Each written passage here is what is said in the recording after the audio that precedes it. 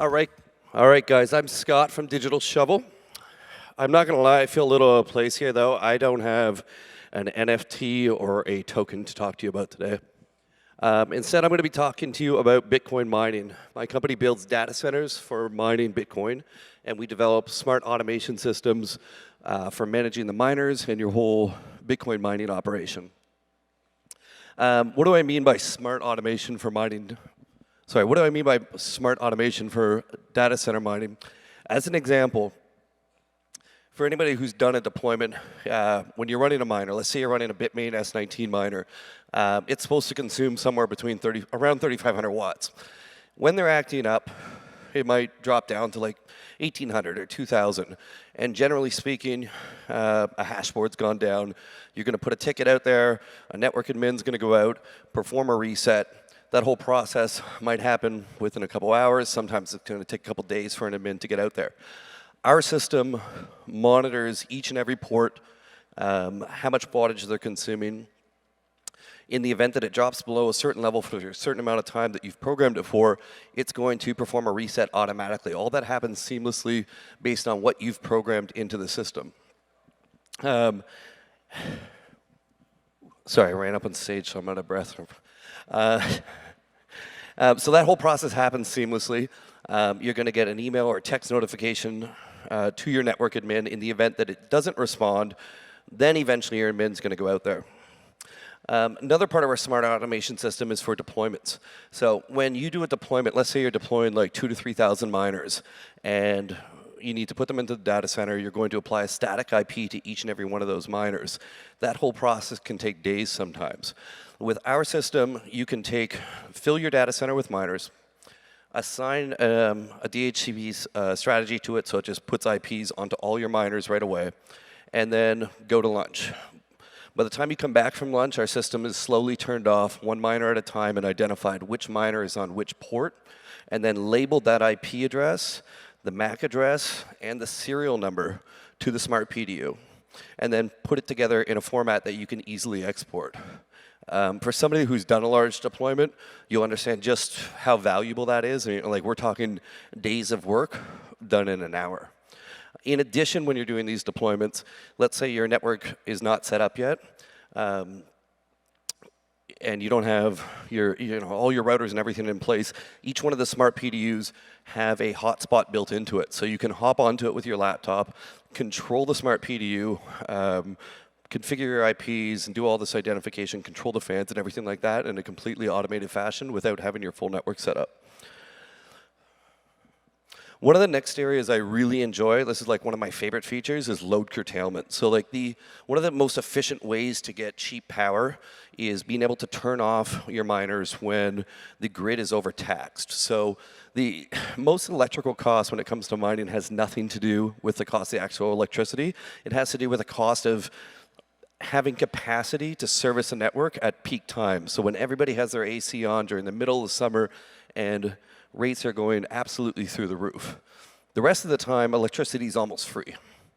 And the grid knows that, your utility knows that, and they're happy to sell you that capacity at a discounted rate so long as you can guarantee that you're going to be off during that time.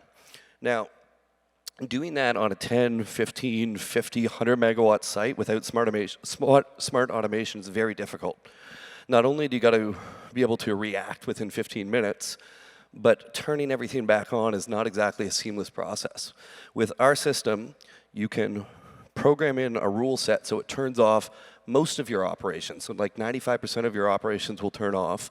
It'll keep on some miners because you don't want to rapidly cool your entire data center all at once because you'll get condensation, which is an absolute nightmare for miners. It'll keep lights on if you have fire suppression, stuff like that. And it'll do a soft turn off. So it'll turn it off, adding maybe 10 milliseconds between each miner, which doesn't seem like much, but that's enough to make it a lot easier on your electrical infrastructure. In addition, when it turns back on, it's going to do the same thing.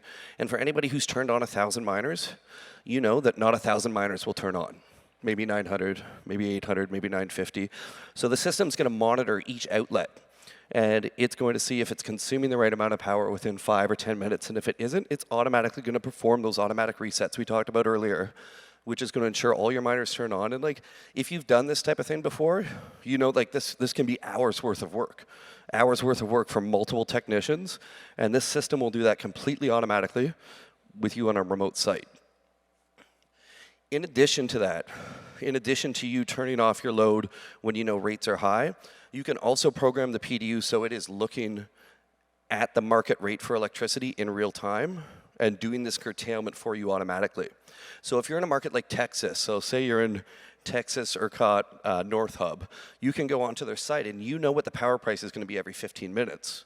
You can program the PDU so it's going to look at that market rate in real time and make those curtailments automatically. Turn your stuff off, you know, if it occurs in the middle of the night, which will be rare, but if it occurs during the middle of the day and you don't have an administrator there or a team there to deal with 100 megawatt curtailment all at once, it'll perform that automatically and then turn the devices back on. Because sometimes, like, if you're a large farm, to curtail for just 15 or 30 minutes is such a pain in the ass to do that you're not going to do it. You're going to wait till there's going to be a 2-hour window of really high rates.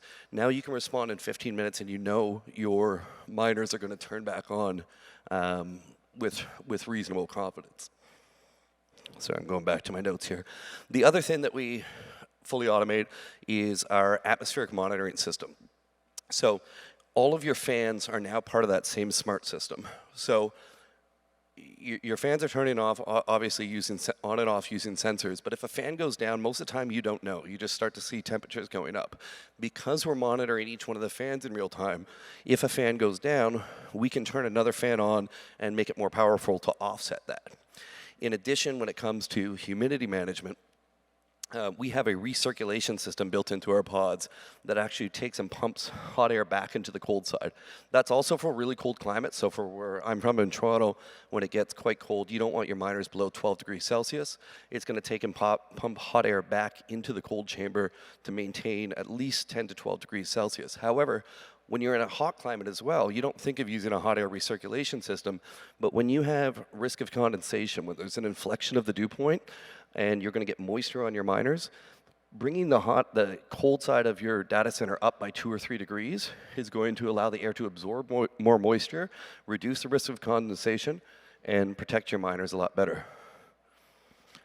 Now, I know I said I could ramble for a few more minutes, but I think that's the end of my speech. We do have a data center downstairs. We'd love for you guys to come see it. We have this smart automation system actually on a screen. If you don't have time to do that, you can check us out at digitalshovel.com. Thank you.